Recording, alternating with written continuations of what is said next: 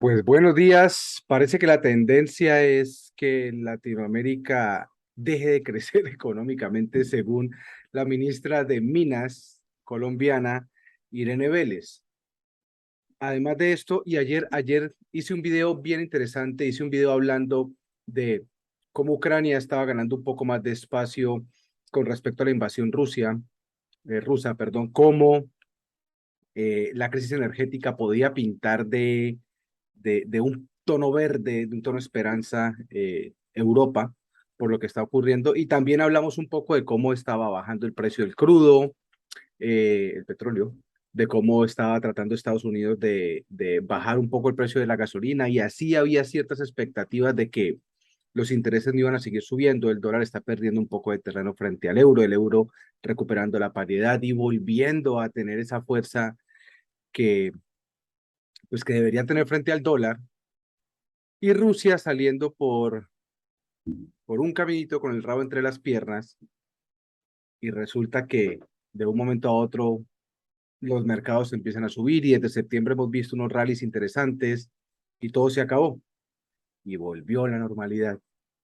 Y, y no es así, señores, gente, presten atención a lo que está sucediendo.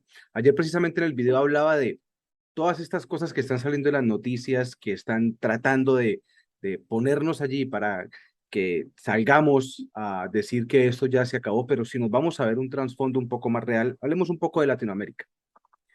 En Colombia, precisamente, hay una ministra de Minas, Irene, que salió a decir que lo que necesita el mundo, sobre todo en Latinoamérica, es que los países decrezcan económicamente para así dejar de tener un uso exagerado de la energía y de los bienes que producen energía, no solamente energía eléctrica, sino gas, petróleo, etcétera, etcétera, y así reducir el impacto ambiental que tiene esto para que podamos controlar un poco más el sobrecalentamiento global. Primero que todo, si esa es la forma en la que está pensando la ministra de Minas en Colombia, sí, ya estamos viendo que Argentina sigue hecho un mierdero, lastimosamente Argentina sigue supremamente mal, la inflación sigue por los aires. Chile, después de que fue tomado por un gobierno de izquierda, se fue a la mierda después de que era un país que estaba pompeando durísimo, un país, yo me acuerdo en la época en la que yo estuve con los hermanos Quiroz en el Gran Inventor Colombia. En ese momento yo había sacado mi producto, Supercarga, con mi compañía Innovaciones Redox, la primera compañía que tuve, ni siquiera me había graduado de la universidad. Y esta compañía empieza a hacer un viaje muy interesante a través de la economía, de los negocios. Empezamos nosotros a formarnos como profesionales y como empresarios. Llega el tema del Gran Inventor Colombia y de un momento a otro empezamos a hacer negociaciones con compañías muy grandes como Terpel en su momento, ¿sí? Que en ese momento estaba manejada prácticamente por los chilenos. Tenían un montón de dinero y de inversiones estos tipos. Al final no pudimos cerrar el negocio por temas de manejos en la mafia de la gasolina, un tema muy complicado que no voy a entrar ahí, pero habían países como Chile, como Argentina, que fueron número uno. Colombia en exportaciones ha sido un país supremamente fuerte antes de empezar a comprar todo por fuera. Y ahorita estamos viendo que una ministra de Minas, nada más y nada menos, que en vez de estar, que ya había propuesto en su momento, a ver, eh, eliminar la búsqueda de gas y la producción de gas natural y empezar a comprárselo a Venezuela. Saludos ahí con un cafecito aquí. Por cierto, bienvenidos a mi podcast, Café Negro, un podcast donde estamos aquí para hablar y comunicar un poco las perspectivas globales que estamos viendo. Yo desde acá, desde Estados Unidos, quiero compartir las perspectivas que estoy entendiendo, que estoy viendo, que estoy estudiando, pues para poder tener un poquito más de entendimiento de qué es lo que sucede. Pues puta, es que hay una mano de desinformación allá afuera y que yo veo que en Latinoamérica hace mucha falta el poder tener información de primera mano que nos permita poder hacer planes de acción muchísimo más agresivos. Pero sale la ministra a decir hace mucho tiempo, comprémosle gas a Venezuela, hágame el bendito favor, y ahora sale a decir que lo que deben hacer los países latinoamericanos es decrecer su economía. A ver, yo creo que hay que entender un poco dónde estamos parados. Ayer hablábamos un poco de que se espera que la inflación baje a 8.5, a 8 puntos, pero si nos ponemos a analizar bien lo que está sucediendo, a ver, Europa sigue y sigue comprando gas y comprando energía para almacenar lo que más puedan para mantener las políticas o los precios, ¿sí? Porque también están tratando de sacar políticas que les permitan tener mayor impacto sobre lo que ganan las compañías grandes energéticas, ¿sí? Sobre su revenue. Ellos lo que quieren hacer es poner un impuesto extra para así o que controlen sus precios o que empiecen a generar más ingresos a cadena económica, que al final eso no repercute en absolutamente nada para las personas, para la sociedad y para los ciudadanos, porque al final el dinero que entra a estas compañías, de estas compañías, por lo general, lo que pasa es que termina en los bolsillos de los políticos, como siempre. Acuérdense que esos políticos de mierda no les interesa la gente en lo más mínimo. Pero, habiendo dicho esto, vemos que Europa sigue con las políticas de estar almacenando la mayor cantidad de gas para poder sostener el precio. Sin embargo, no estamos viendo una demanda alta todavía. Ayer hablamos de que bajó el precio del petróleo, que no es barato, sigue siendo muy alto, y no hemos visto todavía que el precio se incremente por la subida de la demanda, porque aún no ha subido la demanda. Entonces, esas son las variables que hay que empezar a analizar y sobre todo hay que empezar a ver cómo Latinoamérica se puede empezar a ver, la gente joven, cómo Latinoamérica se puede empezar a posicionar como un productor y proveedor. Hay una crisis de alimentos brutal. Nadie lo está hablando, nadie lo está diciendo, pero yo lo he visto acá en Estados Unidos, la comida que está comprando la gente en Estados Unidos no es comida fresca, fresca, no lo es. La comida no está durando el mismo tiempo que debería durar. La comida está por los cielos todavía en los precios, ¿sí? ¿Qué es lo que está sucediendo? Cuando vemos los mercados crecer, lo que estamos viendo es que las compañías están generando más revenue. Pero eso no quiere decir que estén vendiendo mal. Lo que pasa es que está muy costoso todo. Entonces, en vez de vender 200 carros, vendes 5, pero haces más plata. Es una locura, es un ejemplo, ¿no? No estoy diciendo que esa sea la realidad, es un ejemplo. Entonces, retomando. La inflación va a seguir subiendo. Europa está imprimiendo una mano de dinero tremenda. Estados Unidos ya imprimió trillones. Y ahorita tiene un problema grandísimo porque está tratando de sacar esa liquidez del mercado para poder reajustar la inflación y los precios.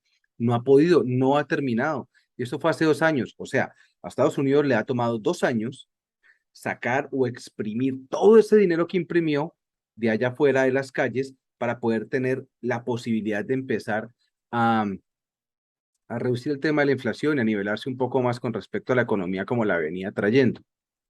¿Qué va a pasar ahora? Que Europa sigue estando en crisis energética, los precios no van a bajar de la noche a la mañana, eso no es tan sencillo. Rusia sigue, puta, y aquí les tengo una noticia que esas sí se las voy a leer para que se las voy a leer en parte. Se viene algo supremamente interesante. Este 15 y 16 de septiembre, el presidente Xi Jinping y obviamente nuestro amado Vladimir Putin se van a reunir. ¿Esto qué me demuestra o qué le demuestra al mundo? Que Rusia y China están buscando, porque además la reunión tiene como objetivo reordenar, valga la redundancia, el orden mundial, porque quieren hacer un orden mundial diferente que sea más amable para todas las personas. Entiendo lo que dicen, entiendo cuál es la aproximación. Siempre el héroe es Estados Unidos repartiendo libertad donde sea. Eso quiere decir armas y bala para todo el mundo. Pero esta gente está buscando entrar a negociar de manera distinta cómo se reorganiza la economía mundial. Si esto está ocurriendo y estamos pensando en la cantidad de personas o de soldados que mandó Rusia en su momento a Ucrania, más de 1 millón de personas, de soldados, pero tenemos noticias de que Ucrania está ganando terreno, Rusia está saliendo como un perro por detrás de la puerta o por la puerta trasera, etcétera, etcétera, de la OTAN. ¿Ustedes creen realmente que esto es una realidad, que esto va a pasar? ¿Qué pasa donde a Rusia le diera por accionar todo su armamento contra Ucrania? Ucrania no tiene posibilidades. Rusia, aunque no ha hecho los mejores movimientos, aunque se ha demorado en tomar acciones con movimientos que propuso iba a hacer, sigue siendo una región bastante poderosa y sobre todo que ahorita viene esta reunión con el presidente de China y seguramente ahí lo que le están mostrando a Estados Unidos es que son un bloque que sí o sí sigue buscando tener más poder. Ahora, la economía de China se fue a la mierda por sus políticas de cero COVID, Pero esto implica que toda la economía mundial se está yendo a la mierda porque China mete más del 70% de productos a nivel mundial, alimentos, materias primas, etcétera, etcétera. Imaginen el problema que va a tener a nivel mundial todo cuando China termine de irse a la verga, porque eso es lo que va a pasar. Pero entonces ahora se van a reunir con Rusia y vamos a ver qué es lo que van a proponer. Estados Unidos sigue diciendo que vamos a tener, y Jerome Powell salió a decirlo ahora, vamos a tener un aterrizaje muy suave, es decir, que esta mierda no se ha terminado. Quiere decir esto que sí o sí van a seguir subiendo los tipos de intereses y el dólar va a seguir subiendo. Lo que estamos viendo ahora simplemente es un ajuste que va a ser temporal por las noticias que están saliendo, pero recuerden que los mercados son tan frágiles que con las noticias pésimas, más mínimas, se van al carajo y eso es lo que va a seguir sucediendo. Si a Estados Unidos le ha costado tanto salir de una inflación tan desmedida con la cantidad de dinero que imprimieron porque no lo han podido exprimir todo el mercado, ahora díganme ustedes qué opinan cuando Europa sigue imprimiendo dinero con la inflación ya por los cielos, con el problema energético que siguen teniendo, que dicen que no es cierto, que lo están manejando, pero es mentira. No puede ser cierto cuando sigues teniendo la presión Rusia-Ucrania, cuando sigues almacenando una cantidad absurda de gas, cuando sigues generando o tratando de generar políticas que te permitan castigar a las empresas energéticas, pero además estás buscando racionar, es decir, que la gente gaste o use menos cantidad de energía. Eso a mí me dice un montón de cosas que no están diciendo las noticias allá afuera. Esta reunión del presidente de China y el presidente de Rusia va a ser interesante porque va a sentar un precedente donde yo creo, puede que me equivoque y ojalá así sea, estos tipos van a buscar plantear una forma o una estrategia diferente de abordar los intercambios en la economía. Yo creo que para allá va la cosa. Ahora, Latinoamérica. Volviendo a los temas latinoamericanos, creo que hay que entender que es un momento crucial para poder empezar a tener desarrollos internos, producción, agricultura, energías alternativas. Esas cosas hay que empezar a plantearlas ya, en 5 años, porque acuérdense de algo, el pensamiento latinoamericano es muy a corto plazo, pero en 5 años, si empezamos a desarrollar ciertos modelos que nos permitan tener una posibilidad de empezar a ser productores y proveedores de otros países, de lo que sea, materias primas, alimentos, energía, hay crisis de agua, pero nadie está hablando de esto. Entonces hay que tener muy en cuenta todo esto que está ocurriendo alrededor del mundo. Europa se va a la verga, Inglaterra también está supremamente mal y con la muerte de la reina, como lo decía ahora, se van a gastar billones de libras en hacer todos los ajustes y todos los protocolos que tienen que hacer. En un momento como este, tan crucial, donde la economía está haciendo una transición absurda, donde después de COVID vimos un estallido de youtubers, de e-commerce, de cadenas productivas yéndose al carajo porque la demanda no estaba siendo suficiente, de cadenas de logística yéndose al carajo también, o de tiendas departamentales yéndose al carajo, Bed Bath & Beyond cerrando 150 tiendas, tratando de meterse en más préstamos para seguir subsistiendo, tratando de no entrar en liquidación, compañías que subieron sus acciones altísimo, vendieron un montón y ahora no están vendiendo absolutamente nada porque la gente que iba a comprar ahora ya compró con una cantidad de dinero allá afuera que están tratando de exprimir desde el gobierno para poder tratar de disminuir precisamente todo este golpe inflacionario. ¿Ustedes creen que en 5 años esto va a seguir igual? ¿Ustedes creen que Latinoamérica no tiene una oportunidad gigantesca ahora de empezar a ver dónde hay posibilidades y opciones reales para que en 5 años podamos atender ciertos mercados y entrar de manera disruptiva a hacer potencia en ciertas cosas? Yo creería que sí. Yo creería que sí. Es más, estoy dispuesto a que gente que tenga ideas interesantes para plantear en Colombia o en Latinoamérica, hable conmigo, sentémonos a charlar, podemos generar un fondo de inversión y podemos generar proyectos a largo plazo que nos permitan sí o sí empezar a tener cadenas productivas dentro de Latinoamérica para abastecer países afuera. Eso va a ser bastante interesante. Miren las variables que hay allá afuera, no solo las noticias, miren más allá. Un ministro de Minas y Energía no puede salir a decir que espera que las economías de los países decrezcan. Eso es una estupidez gigantesca. Eso es llevar a las economías a los tiempos de atrás. Eso es tratar de pensar que la gente es tonta y que la gente va a querer vivir con una economía que no esté moviéndose hacia adelante. Todos los países tienen unas dinámicas distintas, pero siempre se mueven hacia adelante. El tema tecnológico ahora cada vez está más y más dentro de las compañías. Si ustedes se ponen a analizar muy bien cómo han venido separándose los salarios y la polarización de los salarios, y eso es algo que yo creo que vamos a hablar un poco más a fondo desde el tema de la estructura y de la tecnificación de las compañías en nuestro otro canal, marketing, que está chévere, vayan allá, está bien bacano.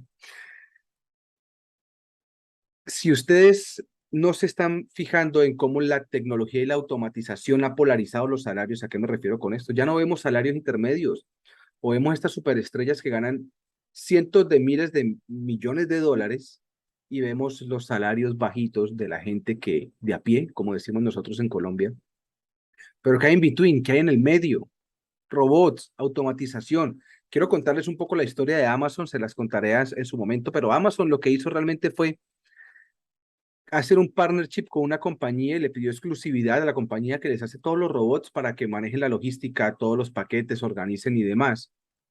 Y quitó del medio una cantidad de gente absurda, pero además y no es monopolio, pero es una compañía tan poderosa porque cogió este sistema que automatizó en cuanto a la logística y se lo quedó solo para él. No le permite a la compañía que vende los robots venderle a nadie más, se los compra a todos. Y está creciendo de una manera absurda. ¿Cómo no vas a poder aplastar a tu competencia de esta forma? La aplastas, porque te estás quitando de encima una cantidad de costos directos e indirectos en los que entras, porque la tecnificación te permite eso. Entonces, ¿cómo es que una ministra en un proceso tan crucial como estamos viviendo ahora, que es la transición económica de la era tradicional a la era digital, a la era de la influencia, a la era de la tecnificación, del Internet de las cosas, del blockchain, está pidiendo a Latinoamérica que reduzca y desacelere, hágame el favor, que reduzca y desacelere sus economías para así generar menos impacto frente al cambio climático, cuando lo que deberíamos es estar yendo a las universidades, hablando con los pelados que están allá afuera, y puta, tratando de meterle el culo a las cosas y decirles, hay posibilidad de que en 5 años nosotros podamos tener un potencial grande de vender energías renovables, vender alimentos, vender materias primas. ¿Por qué no estamos generando desde la universidad proyectos que nos permitan a nosotros avanzar en el sentido de la tendencia en la que va el mundo, ser potencia y en unos 5 años poder tener no solamente estos pelados trabajando, sino desarrollando ideas que les van a, le van a permitir al país posicionarse de una forma distinta? Acuérdense de mí, Latinoamérica va a ser un área que en los años venideros sí o sí se va a convertir en una potencia. China no aguanta más, su economía se fue a la verga. Ucrania y Rusia siguen metidos en una pelea que no va a terminar. Europa se va a fracturar en algún momento con todo lo que está pasando. Sus precios están altísimos. El euro, aunque ahorita está ganando un poquito de terreno, no lo va a ganar completamente. Inglaterra también tiene un complique muy, muy grande económicamente y con lo que ha pasado con la reina y la transición, se va a sacudir aún más. Estados Unidos no ha podido sacar la liquidez del mercado que tiene que sacar y sigue amarrándose a subir los intereses, perdón, pero no va a imprimir más plata, no puede hacer semejante estupidez, pero Europa lo está haciendo en un momento donde no debería estar haciéndolo. Pero creo que están viendo que no tienen otro tipo de solución. Entonces, gente, sencillo. Latinoamérica debe estar pensando a 5 años en proyectos que le permitan meterse en ser proveedor de materias primas, energía, alimentos. Fácil. Y eso lo hacemos fácil en Latinoamérica. Hay tierra, hay gente, hay trabajadores, hay calidad. Inyectarle un poquito de billete a eso, pero eso se saca. Ahora, Rusia y China se reúnen y sí o sí el conflicto en Ucrania sigue, no va a parar. Hay un descansito, pero sigue. Estados Unidos sigue subiendo sus intereses, está pensando en una forma de hacer un aterrizaje no tan forzoso, pero cuando nos dicen eso es porque nos vamos de culo para el estanco. Esa es la realidad. Las cosas siguen el camino que han venido trayendo desde el inicio del año. El rally que estamos viendo en este mercado desde que arrancó septiembre es solamente un rally, es una subida que lo que quiere es que la gente se emocione, va a meter su billete y después eso se va a volver a ir hacia abajo. Créanme. No les estoy diciendo que metan plata o que saquen plata, solo que analicen las señales del mercado, analicen lo que está ocurriendo. Nada de lo que estamos viendo está siendo comentado de la manera adecuada. La caída del petróleo no es una caída real y no hemos visto el precio del petróleo cuando hay alta demanda y no hemos visto la demanda llegar aún. Soy Julio Quintero, esto es Café Negro. No quiero darles más las noticias, solamente la perspectiva mía desde lo que yo estoy viendo y lo que estoy leyendo y analizando. Y hoy quiero decirles que la vaina no ha terminado. La crisis va a continuar y créanme, Europa va a tener una crisis grandísima a final de año. Muchas gracias por estar acá, suscríbanse al canal, denle a la campanita para que les dé las notificaciones y bueno, compartan los videos si les gustan, déjenme sus comentarios, vayan también a marketing, estamos haciendo algo súper interesante, es una propuesta de integración de expertos muy bonita y sobre todo estamos contando con talento latinoamericano para ayudar a latinoamericanos aquí en Estados Unidos. Es una chimba lo que estamos haciendo. Nada, gente, feliz miércoles, pásenla bien. Ponemos a camellar. Después les voy a contar un poco de las historias de los negocios que yo he hecho acá en Estados Unidos, cómo me ha ido bien, cómo me ha ido no tan bien, cómo me he metido en problemas tremendos que casi me han llevado al juzgado en Estados Unidos, pero hemos logrado sortearlos de una manera bastante hábil y cómo se negocia en un país como este, que es una negociación totalmente diferente. Entonces, el próximo capítulo hablaremos un poco de eso, de cómo se negocia en un país como Estados Unidos, de cuáles han sido las experiencias que yo he tenido y de cómo he logrado sortear ciertos obstáculos. Nada, gente, un feliz miércoles, agradecido muchísimo por los que me escuchan y tengan un muy buen día. Bye bye, nos vemos.